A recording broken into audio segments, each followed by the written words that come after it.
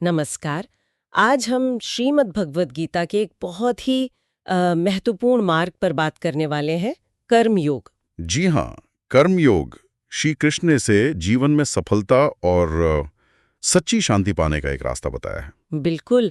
और देखिए, हम सब कहीं ना कहीं वो तनाव से, रिश्तों की उलझनों से, कभी असफलता के डर से, या फिर सफलता की बहुत ज्यादा चाह से घिरे रहते हैं, है ना? हाँ बिल्कुल। तो कर्म योग हमें ये सिखाता है कि असली कामयाबी भारी नतीजों में उतनी नहीं है जितनी कि वो निस्वार्थ भाव से किए गए कर्म में है और ईश्वर पर अटूट भरोसे में है। सही कहा। मतलब ये सिर्फ काम करना नहीं है, बल्कि उसे पूरी श्रद्धा, लगन और एक तरह के समर्पण भाव से करना है। हाँ, उसे एक अलग नजरिए से देखना है। तो चलिए इस पर थोड़ी और गहराई से बात करते हैं। जरूर। कर्म योग का जो सबसे मशहूर सिद्धांत है वो है कर्मण्येवाधिकारस्ते मा फलेषु कदाचन। हाँ, ये तो शायद सबसे ज्यादा सुना जाने वाला श्लोकांश है गीता का। बिल्कुल, कि हमारा अधिकार सिर्फ कर्म करने पर है, उसके फल या नतीजे पर बिल्कुल नहीं। सुनने में ये शायद आसान लगे, पर असल जिंदगी में उतारना। हाँ, वही मैं कह रही थी। लेकिन सोचिए, जब हम सच में नतीजे की चिंता छोड़ देते हैं और अपना पूरा ध्यान सिर्फ काम पर लगाते हैं, तो क्या होता है? काम बेहतर होता है, क्योंकि ध्यान बढ़ता नहीं है। हाँ। सफलता फिर अक्सर खुद ही पीछे चली आती है। जैसे मान लीजिए कोई जरूरी इंटरव्यू है, अगर सारा फोकस सिर्फ अच्छी तैयारी पर हो, बजाय इसके कि नौकरी मिलेगी या नहीं, तो इंटरव्यू अच्छा जाने की संभावना बढ़ जाती है, चिंता कम होती है, आत्मविश्वास बढ़ता है। बिल्कुल। और हाँ, एक बात और जोड़ना चाहूंगी यहाँ, फल से ये जो अनासक्ति या डिटैचमेंट है ना, हाँ। इसका मतलब ये नहीं कि हम उदासीन हो जाएं या कोशिश करना छोड़ दें। बिल्कुल नहीं। ये तो एक तरह की केंद्रित ऊर्जा है। जब हमारा मन परिणाम की चिंता से आजाद होता है, तो वो सारी की सारी मानसिक शक्ति हमारे काम की क्वालिटी, उसकी गुणवत्ता बढ़ाने में लग जाती है। ये तो बहुत दिलचस्प बात है। और एक कदम आगे बढ़कर जब हम अपने कर्म को ईश्वर को समर्पित कर देते हैं, मतलब ये सोचकर करते हैं कि ये ईश्वर की सेवा है, तो वो बोझ नहीं लगता। बिल्कुल, वो एक सेवा बन जाता है, एक तरह की पूजा। यही तो श्री कृष्ण के उपदेश का सार है, बिना किसी पर्सनल एक्सपेक्टेशंस के अपना बेस्ट देना। जैसे एक माँ करती है। क्या खूब उदाहरण दिया। बिल्कुल, एक माँ जो बिना किसी तारीफ की उम्मीद के निस्वार्थ भाव से अपने परिवार की देखभाल करती है, उसका वो प्रेम, वो सेवा ही उसकी ताकत है। आजकल की जो भाग दौड़ वाली जिंदगी है, उसमें तनाव तो बहुत आम हो गया है। हाँ, बहुत ज्यादा। ऑफिस का प्रेशर अलग, घर की जिम्मेदारियां अलग। तो ऐसे में कर्मयोग कैसे मदद कर सकता है? गीता में शायद इसके बारे में भी कुछ कहा गया है। हाँ बिल्कुल, गीता कहती है योगस्था कुरु कर्माणि।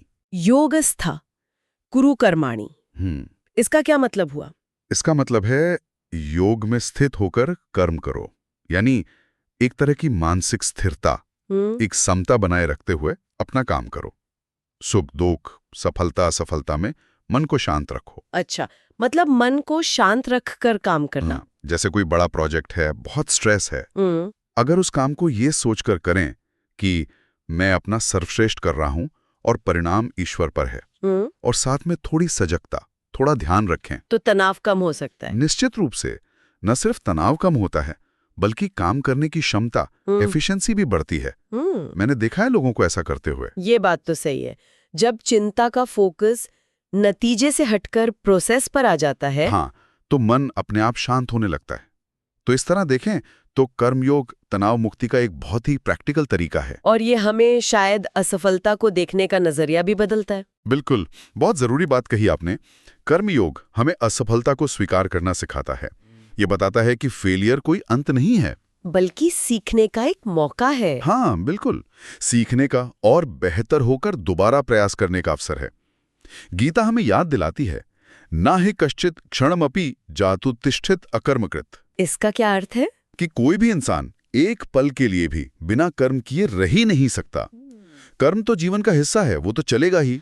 अच्छा, मतलब कर्म करना तो हमारी प्रकृति है। हाँ, तो जब कर्म करना ही है और असफलता भी आ सकती है, तो उससे सीखकर दोबारा कोशिश करना, यही तो कर्मयोग है।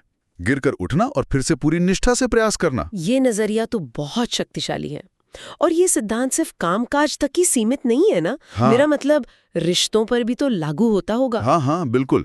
रिश्तों में अक्सर क्या होता है, हम बहुत सारी उम्मीदें पाल लेते हैं। हाँ, और फिर जब वो पूरी नहीं होती तो दुख होता है। सही कहा। कर्मयोग यहाँ भी मदद करता है। ये सिखाता है कि अपेक्षाओं पर फोकस करने के बजाय अगर हम निस्वार्थ सेवा और प्रेम पर ध्यान दें, बिना ये सोचे कि बदले में क्या मिलेगा। हाँ, बस अपना कर्तव्य समझकर प्रेम भाव से करें, तो रिश्ते अपने आप गहरे और मजबूत होते जाते हैं। तनाव कम होता है रिश्तों में। यहाँ तक कि जो लोग अकेलापन महसूस करते हैं, उनके लिए भी दूसरों की सेवा में जुड़कर, कर्म में लगकर उन्हें एक नया समुदाय, एक अपनापन और जीवन में एक दिशा मिल सकती है। सही कहा। और ये जीवन में एक उद्देश्य खोजने में भी मदद करता है। बिल्कुल।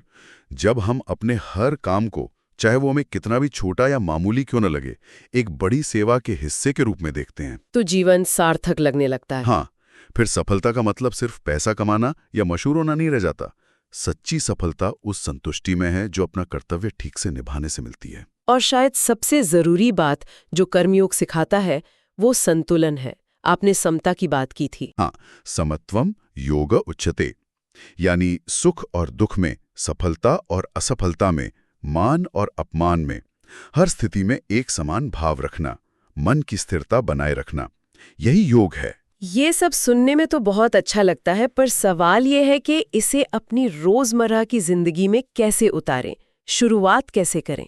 देखिए, शुरुआत छोटी ही करनी चाहिए। एकदम से सब कुछ बदलने की कोशिश शायद ना करें। ठीक है। एक आसान तरीका हो सकता है कि रोज सुबह बस एक पल के लिए ये संकल्प लें कि आज मैं जो भी काम करूंगा या करूंगी, उसे ईश्वर को समर्पित भाव से पूरी निष्ठा से करूंगा या करूंगी। अच्छा, बस एक छोटा सा संकल्प। हाँ, चाहे कोई विद्यार्थी हो, ऑफिस में काम करने वाला हो या घर संभाल रही गृहिणी हो, अपने काम को, अपने कर्तव्य को एक पूजा समझें। और फल की चिंता? फल की चिंता श्री कृष्ण पर छोड़ दें। बस अपना सर्वश्रेष्ठ दें। हर दिन की शुरुआत इस समर्पण से और दिन का अंत धन्यवाद के भाव से करना, ये अपने आप में मन को बहुत शांति और शक्ति देता है। तो संक्षेप में कहें तो कर्म योग का मार्ग है निस्वार्थ भाव से कर्म करना। हाँ, उसे ईश्वर को समर्पित करना और फल की चिंता से मुक्त होकर अपने कर्तव्य पर ध्यान केंद्रित करना। बिल्कुल। और इसका नतीजा क्या होता है? तनाव कम होता है, रिश्ते बेहतर होते हैं, जीवन को एक मकसद मिलता है, और अंततः जीवन में सच्ची सफलता और मन की शांति मिलती है। श्री कृष्ण की कृपा हम सब पर बनी रहे। बिल्कुल। जाते जाते सभी के लिए एक सवाल छोड़ जाता हूँ सोचने के लिए। हाँ, जरूर। आज ऐसा कौन सा एक छोटा सा काम है जिसे कर्म योग की भावना से पूरी निष्ठा और बिना किसी नतीजे की चिंता किए किया जा सकता है? इस पर जरूर विचार कीजिएगा। बहुत अच्छा सवाल है। अगर आपको कर्म योग पर हमारी ये चर्चा पसंद आई और ज्ञानवर्धक लगी तो इस वीडियो को लाइक जरूर करें और हमारे चैनल को सब्सक्राइब करना ना भूलें। धन्यवाद।